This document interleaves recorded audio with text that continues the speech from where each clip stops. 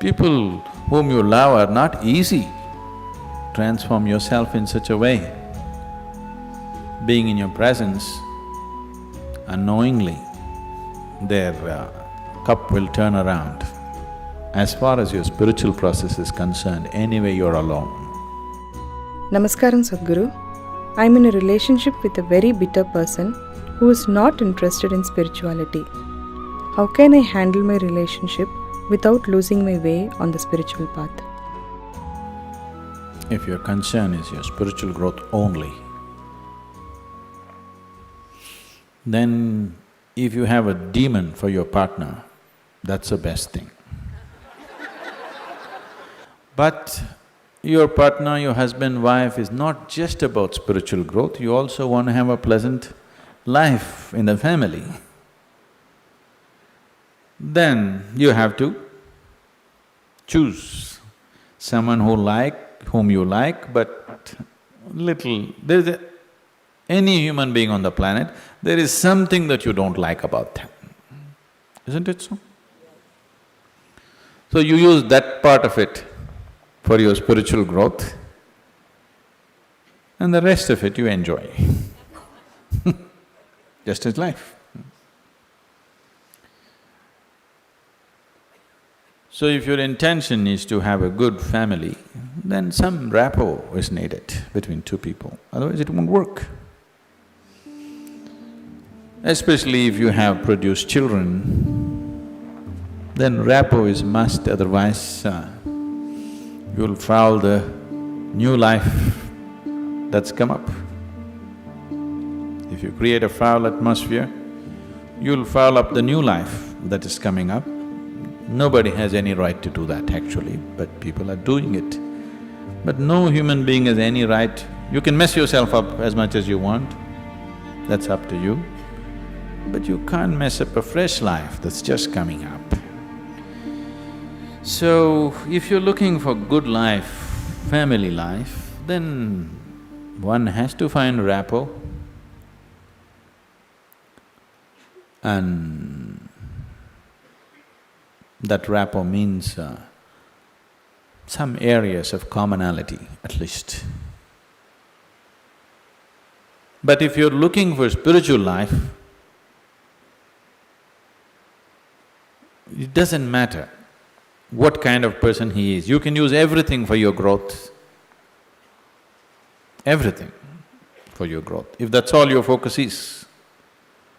But generally your focus is both ways, you want to have a little bit of that and a little bit of this, so mixed fare. So it gets little complex. So, to build a rapport takes effort, takes compromise, takes love, endurance. Takes endurance, you know. Somebody is constantly like this, you want to build rapport with that person, but you don't want to go his way. That takes lots of endurance. Yes or no? People whom you love are not easy. So what can you do? One thing is to transform yourself in such a way. Being in your presence, unknowingly, their cup will turn around. Just yesterday, you know, the other day I just went out in the rain, I went out and it started raining and I was carrying both my India phones because I was expecting some calls and I mean, one is India, one is Europe, one is America, 3 phones I had. One I had in my jacket, other in my trouser pockets, and by the time I got here it got wet and both the phones just burnt up. Then people around me were telling me, Sadhguru, why carry 2 phones? Now we can have 2 SIM cards in one phone.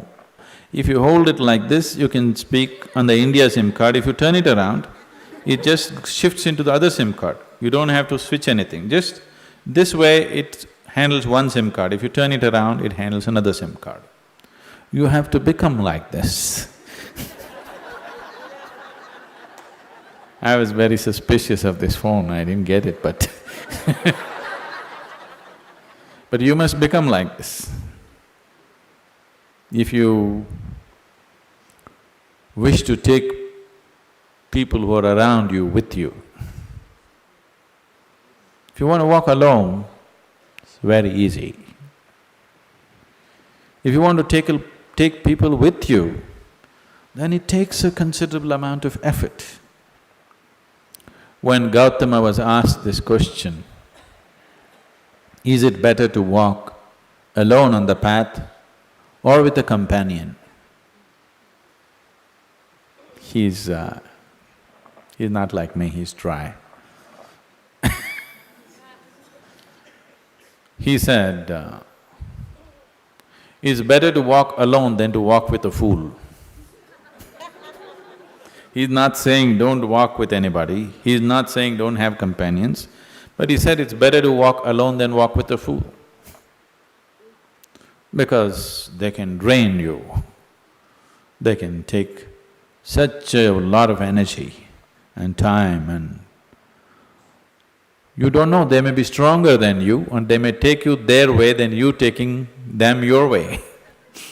There's every possibility, yes?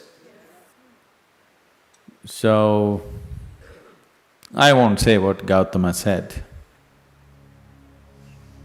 All I am saying is, it doesn't matter how you walk, as far as your spiritual process is concerned, anyway you're alone. Nobody is with you. It's only the bodily process, the material process of life, which you can share with people. You come alone and you go alone, isn't it? Even if you have a twin brother or a twin sister, you still come alone and go alone, isn't it so? So when it comes to the spirit, anyway, you walk alone. So don't mix that up. So that part of it you handle well. The material part of it, according to your capability, to what extent you can do it, you do it. They come your way, it's wonderful.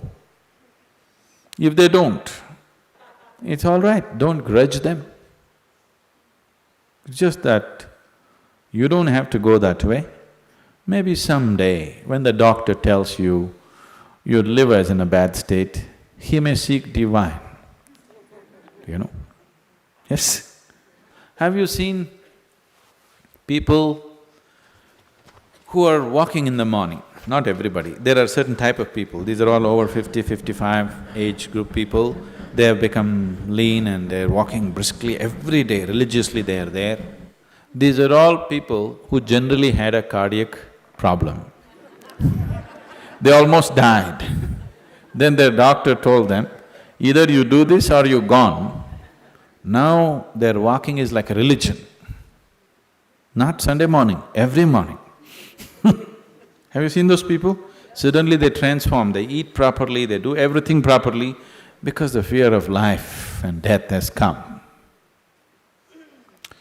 So different people need different kinds of impetus. If you're sensible, you learn by just looking. If you're not sensible, you learn by thrashing. Life will thrash you. The material part of your life is never 100% proper, it never can be. Isn't it so? Is there any family which is a perfect family? Is there any relationship which is a perfect relationship? Is there any business which is a perfect business? Is there any career which is a perfect career? There is no such thing, don't seek that.